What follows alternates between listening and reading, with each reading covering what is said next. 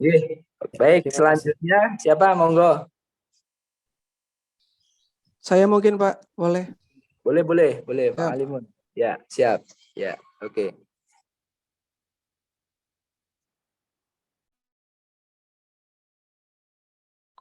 Apakah sudah terlihat? Halo, apakah sudah terlihat? Sudah, Pak. Sudah. Ya. Bismillahirrahmanirrahim. Assalamualaikum warahmatullahi wabarakatuh. Waalaikumsalam warahmatullahi wabarakatuh. Waalaikumsalam warahmatullahi wabarakatuh. Selamat siang para calon pemimpin bangsa, calon orang-orang sukses di bidangnya masing-masing. Kita di sini bisa sekolah, banyak teman-teman kita, banyak anak-anak di luar yang pengen sekolah. Jadi Bapak harap kalian sebagai peserta didik harus semangat untuk belajar. Silakan KM Pak Klismona untuk memimpin doa terlebih dahulu. Ya Pak. Ya. Mari kawan-kawan, sebelum kita mulai pembelajaran, kita berdoa untuk kepercayaan masing-masing. Berdoa dipersilakan. Selesai. Terima kasih Pak Klismona sudah memimpin doa. Berikutnya saya akan mengabsen dulu kehadiran Ibu Aditya hadir. Ibu Hadir Klismona. Pak. Pak Dewi hadir. Pak Fuad, Haryadi, Indah. Hadir Bapak. Nisa. Hadir Pak. Hadir. Ya, alhamdulillah semuanya hadir. Terima kasih. Baik, meskipun ini pelajaran ketiga, Bapak harap kalian bisa fokus ya, karena Bapak yakin pelajaran seni budaya itu kalau terakhir pasti banyak yang tidak fokus. Tapi Bapak harap sekali kalian tetap fokus supaya materi apa yang kita pelajari hari ini bisa fokus dan bisa diterima materinya. Baik, persepsi ya, kita tahu batik Indonesia. Batik itu merupakan kain bergambar yang pembuatannya secara khusus dengan menuliskan atau menorehkan malam pada kain, kemudian pengolahannya diproses dengan cara tertentu yang memiliki kekhasan. Adakah yang tahu kapan Hari Batik Nasional? Adakah yang tahu? Bu Putri mungkin tahu kapan Hari Batik Nasional? Tanggal 2, Pak. Betul sekali, tanggal 2 Oktober. Ya, jadi kalau setiap tanggal 2 Oktober kita selalu memakai baju batik bentuk salah satu apresiasinya. Ya. Ya, Bapak akan menjelaskan dulu KD dan IPK-nya. Kompetensi dasar ada menganalisis konsep unsur prinsip bahan dan teknik dalam berkarya seni rupa. Indikator pencapaian adalah mempresentasikan hasil pengamatan terhadap konsep unsur prinsip bahan dan teknik dalam berkarya seni rupa. Ya, tujuannya peserta untuk hari ini Bapak harap peserta didik dapat mempresentasikan teknik-teknik batik setelah membaca dan mengamati tayangan PowerPoint beserta penjelasan dari guru sesuai teori dengan tepat dan penuh percaya diri. Ya, Bapak akan menjelaskan dulu penilaiannya. Ya, ada karena kita kurikulum 2013 jadi ada 3 yang dinilai, ada afektif, ada berdoa sebelum belajar, ada bersyukur, ada aktif, ada percaya diri. Nanti ketika ditanya sama Bapak atau di presentasi ke depan, kalian harus bisa percaya diri, disiplin ketika mengerjakan tugas seperti itu. Dan untuk kognitif nanti ada tes lisan, ada LKPD, ada tes lisan, ada tes tulis. Psikomotornya praktik, untuk praktek itu minggu depan atau pertemuan berikutnya itu membuat motivatif. Kita ke inti ya. Orientasi peserta didik siap. Ini ada 2 gambar, ada gambar A dan ada gambar B. Pada gambar A ini terlihat ini adalah gambar parang yang berbeda. Nah, kira-kira ada perbedaan tidak antara teknik A dan teknik B? Ada Pak. Ada Pak. Bagus, siap. Mas Devi, iya. Kira-kira kalau A itu batik tulis, batik cap, atau batik apa ya? Kalau Suaranya Pak. Halo, ya. Gimana kalau untuk batik tulis? Untuk A ini kira-kira menggunakan teknik apa, Mas Debi? Teknik tulis ya kayaknya itu. Ya, betul sekali. Kalau yang B kira-kira menggunakan teknik apa? Itu teknik apa ya? Celup. Bukan celup, Pak. Itu teknik apa gitu. Lupa saya tuh. Ya. Saya, Pak. Saya, Pak. Pak, saya Pak. Saya, Kalau Iya. nggak Pak. salah teknik jemputan ya, Pak ya. Saya, Pak. Ayo, Pak. Ah, Bapak. Ya, Oh iya, teknik jumputan. Aduh, Bapak kenapa suaranya nggak ada? ya. Oke, terima kasih Pak Devi. Ya, terima kasih. Kalian barusan sudah bisa menjawab. Nah, ini jawabannya kalau yang A itu adalah batik tulis. Ya, yang B ini adalah batik jumputan. Berikutnya, ini adalah materi yang bisa kalian download gitu ya. Ini adalah modul, kalian bisa download. Bisa kira-kira download, anak-anak? Ya, bagus. Kalau sudah di-download, isinya tuh nanti tentang ini ya. Yang pertama, kita hari ini kan tadi ngebahas tentang masalah teknik batik. Ya, dia tahu bahwa batik itu dalam Kamus Besar Bahasa Indonesia adalah kain bergambar yang pembuatannya secara khusus dengan menuliskan atau menerangkan malam pada kain itu, kemudian pengolahannya diproses dengan cara tertentu yang memiliki kekhasan. Nah, ini hari ini tuh kita akan memahami teknik-teknik batik. Ini hasil dari sumber yang Bapak dapatkan, dari buku yang sudah Bapak baca, dari referensi teman-teman. Di sini ada 6 teknik batik. Yang pertama ada batik tulis, yang barusan itu disebutkan sama Mas Debi. Ada batik cap, ada batik kombinasi, ada batik ikat celup atau yang disebut dengan batik jumputan yang barusan dijelaskan oleh Pak Fuad. Ada batik lukis colet, ada batik printing. Batik tulis, yang pertama ada batik tulis adalah metode paling tua dan tradisional. Proses pembuatan batik menggunakan alat cantik yang diisi dengan lilin panas sebelum digunakan untuk menggambar pelatas kain. Yang berikutnya ada batik cap, yaitu metode ini tidak menggunakan canting, melainkan cap yang terbuat dari tembakau ukuran 20 x 20 cm. Bagian tengah memiliki ukiran motif batik. Itu kalau yang bisa kalian pahami itu seperti stempel ya, seperti stempel cap seperti itu. Yang berikutnya ada batik kombinasi. Kalau batik kombinasi ini adalah perpaduan antara batik tulis dengan batik cap. Jadi ada 2 teknik yang dipakai. Yang berikutnya ada batik ikat celup. Ini yang barusan ditampilkan pada awal. Ternyata Bapak belum menjelaskan, kamu sudah bisa memahami. Hebat sekali. Itu sebelum dicelup, batik ikat celup ini sebelum dicelup ke cairan pewarna, sebagian kain diikat dengan tali. Setelah semua bagian kain tercelup, kemudian angkat kain tersebut. Jadi perbedaannya adalah dengan batik tulis dengan batik ikat celup ini, kalau batik tulis itu menggunakan malam.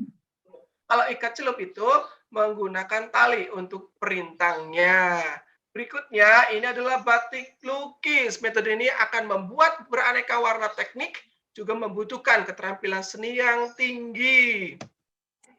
Yang berikutnya adalah batik printing.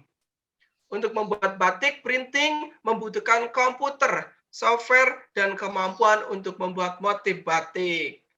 Ya, ini adalah link YouTube tentang batik tulis kontemporer. Ini adalah contoh proses pembuatan karya teman-teman atau kakak-kakak kelas kalian yang kelas 12. Ini adalah karya batik tulis kontemporer, tapi ini khusus anak ekskul seni rupa. Karena kalau ketika jam pelajaran waktunya tidak cukup ya, karena kita kan seni budaya, jadi ada rupa, ada musik, ada tari. Jadi di sini nanti tugas kalian adalah membuat motif pada minggu depan. Ya, kira-kira kalau misalnya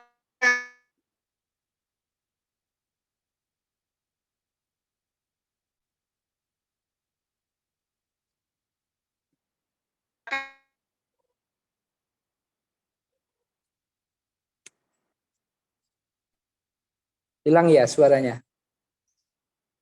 Hilang, Mas. Iya, Pak. Hilang, Pak.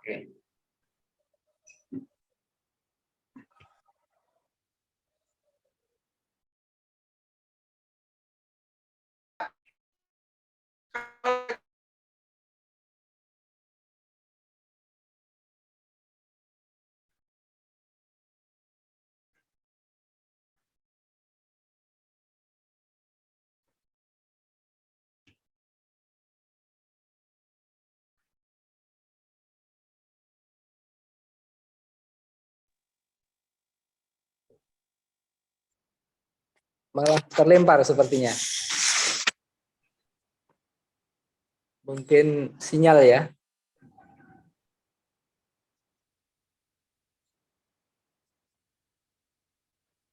Oh, itu baru masuk lagi.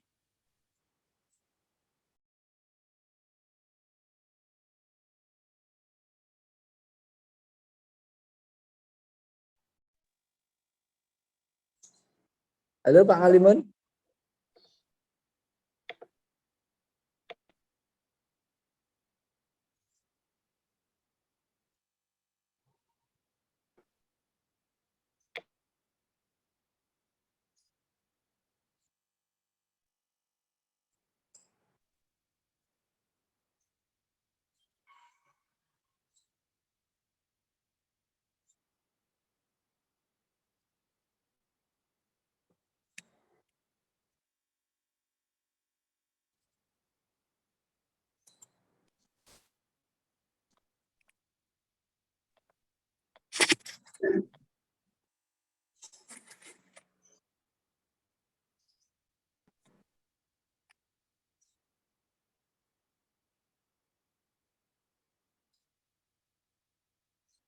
Hilang ya? Belum bisa nyambung. Hilang, Pak. Oh iya iya. Nanti komennya nanti saja. Komennya nanti saja. Tapi ya secara umum sudah tadi. Tapi nanti mungkin bisa ada beberapa hal yang perlu ingin saya sampaikan sebenarnya ke Pak Ngalimun. Tapi kali ini nggak bisa mendengarkan ya sama aja kan pertimbangan. Oke. Kita lanjut dulu yang lain saja. Ya Pak, saya saja Pak sebelum mati lampu ini. Ya, Hujan ya. Pak. Mangga, Nirwan ya. Itu ya, itu saran saya ke sana. Jadi media perlu dikuatkan lagi. Pak Ada, maaf barusan gangguan. Mungkin nanti saya diulang ya Pak. Sekarang siapa dulu silakan. Oh iya, oke Pak Maaf, Ngalimun. maaf ya Pak. Ya. Sangat malah mati gangguan. Ya, nggak apa-apa. Ya, oke. Boleh Pak saya sekarang? Ya. Siapa lagi nih berarti? Masih berapa? Ini Tiga tadi lagi Pak. Ibu Indah kan? Bu siapa tadi? Ibu Indah. Ya, Ibu terus Indah, Pak. terus ini masih berapa lagi? 2. Pak Haryadi belum? 3 Pak. Saya belum Pak tadi gagal. Oh, Pak Ngalimun tadi sebenarnya kurang sedikit, tapi tolong yang lain dulu aja, yang maksudnya yang belum. Oke, monggo Pak Haryadi, siap. Pak, berarti saya setelah Pak Haryadi nggih Pak? Saya belum tampil. Pak Ngalimun mungkin tinggal dikomentari aja. Tadi Ya, Pak Ngalimun komen aja, tinggal komen aja, nggak perlu presentasi lagi. Ada beberapa catatan nanti komen saja. Ya. Berarti nanti yang diunggah ke LMS-nya bagaimana Pak? Ya Pak Ngalimun motong yang belakang komennya, terus kemudian yang depannya tadi dipotong, disambung sama yang komen belakang. Oh gitu Pak. Berarti nggak usah presentasi, tinggal ditambah dengan komentar dari betul sudah ada. Iya. Gitu. Ya. Sam, ini terakhir karena kita sudah mau masuk maghrib ini malah ya. Jadi satu komen saja untuk Pak Ngalimun. Saya Pak. Biar nanti bisa dipotong dan disambungkan ke presentasi yang tadi untuk tagihan unggah peer teaching gitu ya. Yang pertama Pak Ngalimun tadi kan menyampaikan terkait teknik batik ya. Jadi catatan saya yang saya catat ini ya. Jadi untuk batik printing itu kalau tadi kan menggunakan contoh digital print. Ya, di sisi lain sebelum ada digital print itu menggunakan silk screen atau sablon kan begitu. Nah, ini yang sebenarnya terkadang membuat confuse pemahaman bahwa yang namanya batik itu ya logika yang awal itu bahwa batik itu ya harus dibuat dengan malam. dengan malam, baik itu dengan teknik tulis ataupun cap, karena basisnya menggunakan lilin. Nah, kalau di luar itu sebenarnya hanya motif, itu bukan teknik gitu ya. Jadi hanya motifnya, kebetulan motif yang mendekati batik, ada ornamentik dan seterusnya seperti batik, tetapi dikerjakan dengan cara printing. Nah, tapi sebenarnya itu tidak bisa dikatakan batik gitu. Kalau kita mau debatable ke arah pengetahuan batik itu sendiri, tapi maksud saya itu sebuah perkembangan teknik, tapi narasinya jangan sampai ada confuse bahwa itu sebenarnya batik. Jadi kalau istilah batik itu ya hanya ada batik tulis dan batik cap. Nah, batik printing itu sebenarnya nggak ada. Itu sebenarnya kayak nyablon kaos, cuma motifnya motif batik kan gitu. Atau digital print itu juga bukan batik karena itu sudah teknik grafis, ya lebih pada grafis printmaking atau grafis kalau di seni rupa printmaking ya, grafis cetak tinggi kan gitu. Nah, kan aslinya kan seperti itu. Jadi tetapi karena sudah salah kaprah yang terjadi di masyarakat itu sehingga seolah-olah yang namanya teknik tadi printing itu bagian dari batik gitu loh. Ya. Jadi kalaupun mau memberi pemahaman ke siswa sebenarnya ke sana. Jadi kayak macam baju-baju seragam sekolah itu sebenarnya nggak ada itu yang batik. Motif batik iya, motif batik, motif ornamen batik iya, tetapi secara teknik dia bukan batik. Dia lebih di print, cetak atau dia fabrikasi dengan model sublim digital print itu. Begitu Pak. Ya, terima kasih. Catatan saya. Pak Semianto. Ya. Terus lagi nanti juga tambahan di awal itu kan tadi ditampilkan gambar Garuda sama batik itu ya, atau tadi motif batik yang pertama kali itu kalau menurut saya nanti ya mungkin bisa disajikan juga batik